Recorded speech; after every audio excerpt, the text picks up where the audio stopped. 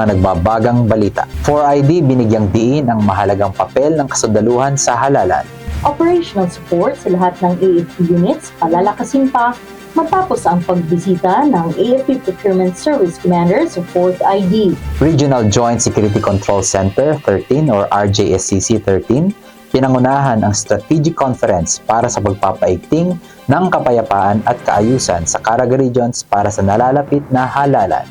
30 ID, pinangunahan ang dialogo kasama ang mga leader ng indigenous peoples sa Surigao del Norte. 33 ng mga dating rebelde ang naging beneficiaries ng Assistance to Individuals in Crisis Situation or AICS sa Surigao del Norte. 300 miyembro ng Bukas Kalinaw Association sa Bukidnon ang nagtipon. 4ID, pinagtibay ang pagpaplano para sa nakalaang budget sa 2026 sa pamamagitan ng cascading seminar. Magandang hapon, Northern Mindanao, Caraga Regions at sa buong bansa na nakatutok via Facebook. Ngayon ay araw ng Biyernes, 9 ng Mayo 2025. Pagbabalita hinggil sa kabayanihan ng kasundaluhan at iba pang kaganapan sa loob at labas ng dibisyon. Ito ang 4ID News Bayani Update. Narito ang detalye ng ating mga balita. 4ID binigyang diin ang mahalagang papel ng kasundaluhan sa halalan. Tropa ay dineploy sa Northern Mindanao at Caraga Regions para sa mapayapa at tapat na eleksyon. Nakatutok sa balita si Kabayaning Jai Hapas. Bilang bahagi ng pinaigting ng kampanya para sa ligtas, tapat at mapayapang halalan 2025, idineploy ng 4th Infantry Diamond Division Philippine Army ang kanilang mga tropa sa iba't ibang bahagi ng Northern Mindanao at Caraga Regions, mga lugar na nasa ilalim ng kanilang area of responsibilities. Sama-samang isinakatuparan ng mga battalions at brigades ang kanilang misyon na tiyakin ang kapayapaan, seguridad at kaayusan sa mga lugar na tinutukoy bilang elections hotspot. Ayon naman kay Major General Michel B. Anayron Jr., Commander ng 4ID, ang buong puwersa ng dibisyon ay nakaposisyon hindi lamang bilang tagapagtanggol ng soberanya, kundi bilang tagapangalaga ng demokratikong proseso. Ang aktibong pakikibahagi ng kasundaluhan sa mga gawaing pang-eleksyon ay patunay na matibay na ugnayan at koordinasyon sa pagitan ng Philippine Army at iba't ibang ahensya ng pamahalaan gaya ng COMELEC, PNP, at Philippine Coast Guard upang masigurong walang karahasan, pananakot o anuman uri ng pandaraya sa araw ng halalan ngayong Lunes, Mayo 12. Dagdag pa ni Major General Anayron Jr., ang presensya ng mga tropa sa mga komunidad ay upang protektahan ang karapatan ng bawat mamamayan na makaboto ng malaya, walang takot at may dignidad. Napapanahong balita, serbisyo publiko para sa Pilipino. Jai Hapas, 4ID News Bayani Updates. Operational support sa lahat ng AFP units palalakasin pa matapos ang pagbisita ng AFP Procurement Service Commander sa 4th ID. Narito ang ulat mula kay Kabayaning Bon Olavides. Essential equipment for the Philippine Army. Bumisita si Armed Forces of the Philippines Procurement Service Commander Brigadier General George Cabreros sa 4th Infantry Diamond Division sa Camp Evangelista, Barangay Patag, Cagayan de Oro City noong Mayo 2. Layo ng pagbisita ang pagpapalakas ng ugnayan at pagtutok sa pagpapabuti ng mga operasyon sa lohistika at kahusayan sa procurement sa lahat ng unit ng AFP. Binigyang diin ng opisyal ang patuloy na dedikasyon ng pamunuan sa modernisasyon at episyenteng pamamahala ng mga gamit at kagamitan ng sandatahang lakas. Una rito ay ginawaran siya ng traditional na military arrival honors sa pangunguna ni 4th ID Assistant Division Commander for Reservist and Retiree Affairs Colonel Ray Pasco. Nagkaroon din siya ng courtesy call kay 4th ID Commander Major General Michel Anayron Jr. kung saan ay tinalakay ang kasalukuyang mga inisyatiba sa procurement ng dibisyon at ang mga estratehiya na naglalayong mapanatili ang kahandaan sa operasyon ng buong sandatahang lakas. Dagdag pa rito, bumisita rin si Brigadier General Cabreros sa 104th Contracting Office dito sa 4th ID bilang bahagi ng pagsisikap nito na patatagin pa ang koordinasyon ng AFP Procurement Service at sa field units nito. Ayon kay Major General Anayron, ang nasabing pagbisita ay patunay sa paninindigan ng AFP at tapat na paglilingkod sa mamamayang Pilipino. Napapanahong balita, serbisyo publiko para sa Pilipino. Bon Olavides, 4ID News Bayani Update. Regional Joint Security Control Center 13 or RJSCC 13, pinangunahan ng Strategic Conference para sa pagpapaigting ng kapayapaan at kaayusan sa Caraga Regions para sa nalalapit na halalan. Para sa karagdagang detalye, narito si Kabayaning Jai Hapas.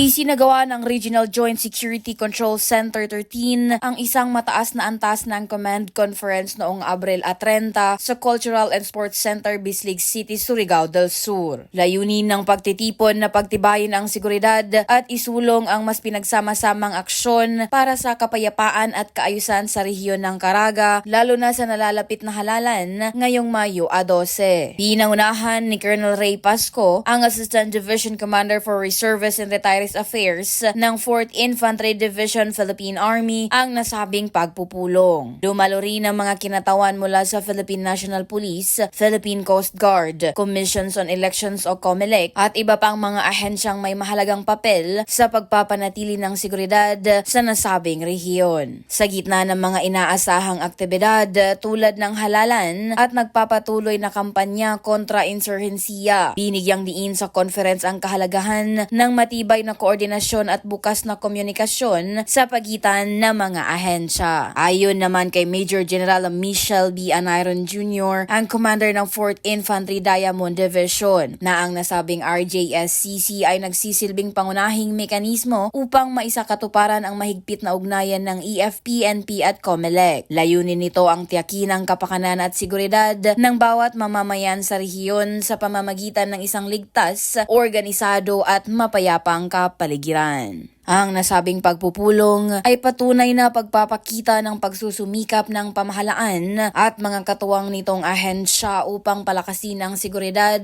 at kapayapaan sa Caraga Regions. Isang hakbang tungo sa mas maunlad at ligtas na komunidad para sa lahat. Napapanahong balita, serbisyo publiko para sa Pilipino. Jai Hapas, 4ID News Bayani Update. Samantala, isinagawa ang isang Indigenous Peoples Forum para sa mga leader ng iba't ibang people's organization sa loob ng kampo ng 30th Infantry Fighting Battalion sa Barangay Mahanog, Higakit, Surigao del Norte noong Mayo 2. Dumalo ang 65 leader mula sa mga pamayanang sakop ng Certificate of Ancestral Domain Title or CAD P254 at CAD P048 sa nasabing forum. Habang nakibahagi rin ang mga kinatawan mula sa lokal na pamahalaan at mga opisyal ng 30ID sa layuning magkaroon ng bukas na dialogo kasama ang mga leader ng indigenous peoples. Bilang pagbubukas ng programa, isinagawa ang isang tradisyonal na ritual na sumasalamin sa paggalang ng mga katutubo sa kanilang kultura, mga ninuno at panalangin para sa mapayapang talakayan.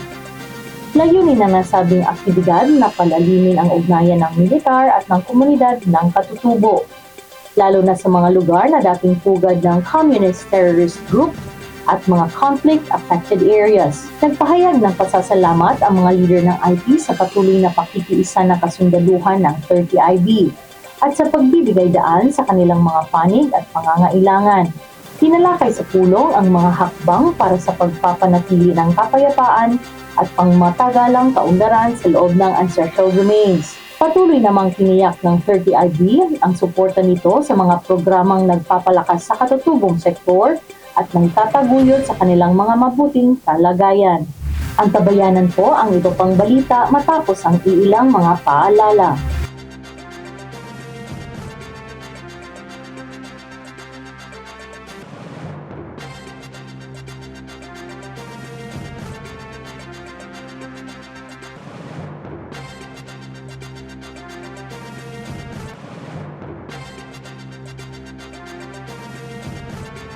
Alamin, ipaglaban, suportahan.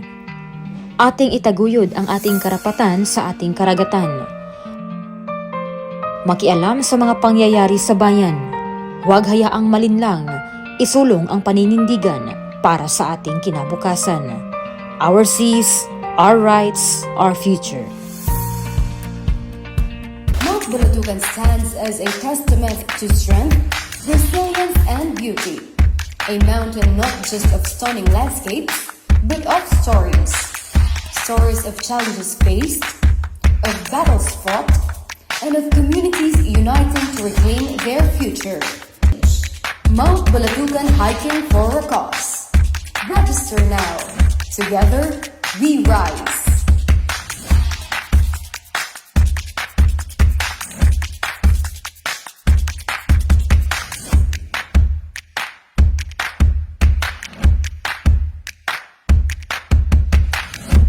Nagbabalik ang inyong 4ID News Bayani Update. 300 miyembro ng Bukas Kalinaw Association sa Bukidnon ang nagtipon.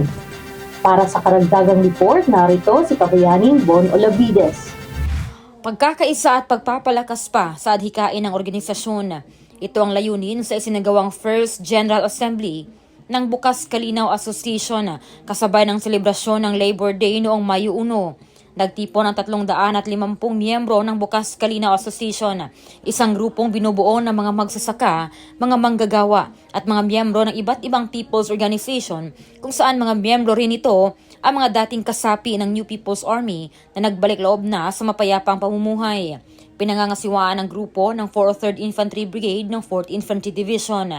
Isinagawa ang kauna-unahang General Assembly sa Malaybalay City, Bukidnon kung saan ipinakita ang pagkakaisa at pagtutulungan ng bawat individual para sa pangmatagalang kabuhayan at nation building. Nagsilbi rin ang aktibidad bilang isang plataporma upang kilalanin ang mahalagang papel ng mga magsasaka at manggagawa sa mithiing maging mapayapa at produktibo ang mga komunidad na dating may impluwensya ng NPA sa nasabing probinsya. Ayon kay Bukas Kalinaw President Warwin Del Rosario, ang nasabing assembly ay hindi lamang pagtitipon o hindi isang selebrasyon para sa bagong simula. Samantala, binibigyang pagkilala ng 4th Brigade ang mga sakripisyo at kontribusyon ng mga magsasaka at manggagawa sa nation building upang makamit ang kinabukasang malaya mula sa kaguluhan at may kapayapaan. Isa rin sa mga highlight ng aktibidad ang pagpirma ng mga partner agencies at local government units sa manifesto bilang pagpapahayag ng suporta sa mga programa ng asosasyon tungo sa kapayapaan at kaunlaran. Napapanahong balita, serbisyo publiko para sa Pilipino. Bon Olavides, 4ID News Bayani Update. Sa layuning pagtibayin ang kakayahan ng bawat unit ng 4ID sa mas maayos at sistematikong pagpaplano, matagumpay na isinagawa ng 4th Infantry Division ang 3 araw na cascading seminar na nakatuon sa pagbuo ng Annual Plans and Budget at Annual Procurement Plan para sa Fiscal Year 2026. Ginanap ang seminar sa Division Clubhouse, Camp Evangelista, Patag, Cagayan de Oro City at dinuluhan ng mga officers at enlisted personnel ng brigades at battalions sakop ng 4ID. Layunin ng aktibidad na paigtingin ang kaalaman at kakayahan ng bawat unit sa pagsasakatuparan ng mga plano at proyektong tumutugon sa mga pangangailangan ng organisasyon. Ang matagumpay na seminar ay pagpapakita ng patuloy na pagsusumikap ng 4ID na maging mas mahusay, makabago at inklusibo sa pagbalangkas ng mga estratehikong plano bilang tugon sa layuning mas mapabuti ang serbisyo para sa bayan. At yan ang mga nagbabagang balita ngayong linggo. Para sa karagdagang news update, i-follow nyo lang po ang aming social media accounts na naka-flash sa inyong mga screens. Sa ngalan ng buong person ng Division Public Affairs Office, 4th Infantry Diamond Division, Philippine Army, ito ang inyong mga kabayaning Patrick Martinez at Jeline Palyar. at nagpapaalalang kahit nasaan man kayo, mahirap man o malayo ang tatahaking landas, walang malayo sa puso ng sundalo. Sa pag-asang merong darating na taglaw, bayani ka kaagapay at tanglaw.